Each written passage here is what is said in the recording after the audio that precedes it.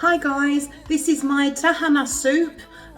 It's a typical Cypriot soup made with, it sounds funny, fermented wheat and yogurt, but it's a very traditional, old soup. You normally eat it with olives and onion and some pexamets, so that's what I'm going to have mine with, and I'm going to show you how you make it.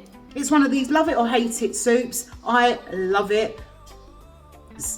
Try it and see what you think. Hello my darlings, how is everyone? Today we are going to make Trahana Çorbası. So Trahana soup. This is a fermented wheat that they in Cyprus it's wheat that they mix with yogurt and ferment it in the sun. That's how they traditionally used to do it. I'm not sure if they do that now, but normally it's in little kind of long finger-shaped little bits. But there's this, I've been buying this one lately, which is a really thin version. With the other one you have to soak it because it's quite thick and it takes ages to kind of soften. It's really hard. Whereas with this, it's thin and you can have a soup in like 20 minutes. So let's start. Oh, it's so easy. It's literally 3 or 4 ingredients. I'm going to put some stock. I've got my chicken stock because, as you know, I always make my chicken stock. So I'll put that in there to warm up. Oh, excuse that noise. Oh, horrible, isn't it? Anyway, stick that in there. It'll taste nice. Don't worry about what it sounds like. I've just got my helim. I'm going to chop up the helim small because we need to fry that off. That goes on at the end. So it's literally going to be stock, the Trahana. I like to put a bit of yogurt in mine, and I like to put a bit of pul biber, and that's pretty much it. So let this warm up, and then we'll be back. Okay, so the stock is nice and warm now, so we're ready to add the Trahana in there. I'm going to put a little teaspoon of butter in there as well. It just adds a nice flavour to that. I'm going to put this in. This Trahana soup it's one of these love it or hate it.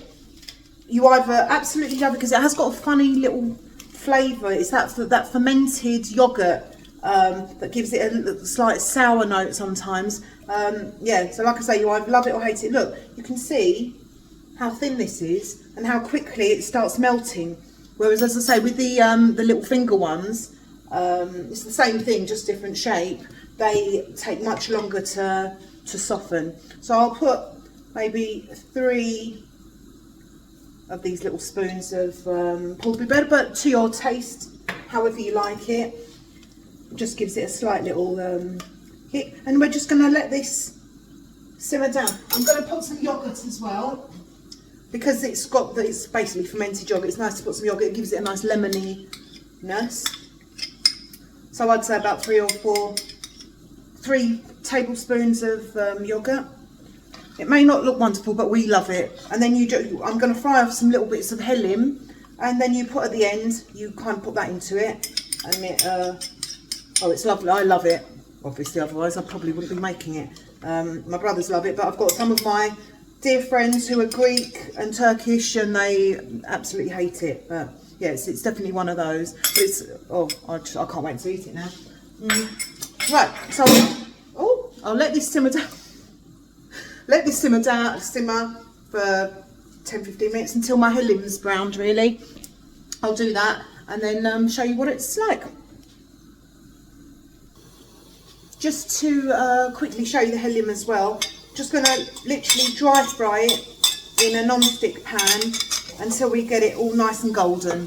I think it just adds more flavour. Some people don't bother to brown it, but I like to brown mine just for that bit of flavour. Yeah. You have to watch the helim. I was just doing the washing up while I was frying these off. Forgot about them, and anyway, but they're okay. They're just cool, but that's what they should look like. Maybe not quite as golden, shall we say, but they're all right. So that really didn't take long at all. I've just got a whisk in there and I'm just giving it a little mix, and it just all falls apart in there. So that's ready to go, and that's it. So it was not many ingredients. We've got the helim, which I'm going to add into it. Just get rid of this whisk now. But yeah, the consistency, you can have it as thick or as thin as you like, but that's about right for me. I think that's perfect. Then we'll put the helim in there. I'll save a tiny little bit just to dress the plate with at the end, but yeah, that's it. So I'll just let the helim sit in there for a couple of minutes, just to soften slightly and just to absorb the flavours, and then we can serve it up. I can't help myself.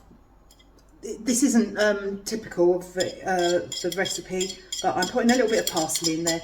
I've got so much parsley, I need to use it up. So why not just put a little bit in there just to freshen it up a little bit. Probably won't even be able to taste it too much, but she looks quite pretty with it in there.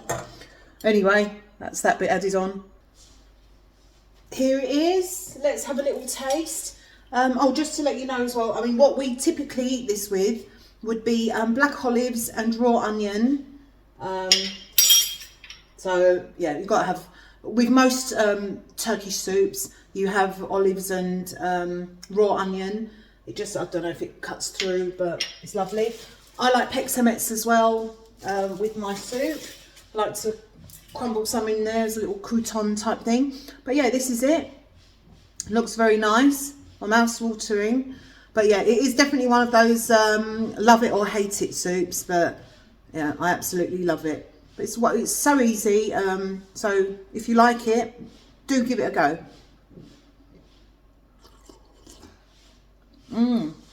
Oh, it's so nostalgic. Trahana soup, can't go wrong in this cold weather as well. I'm going to go and enjoy this now. See you later.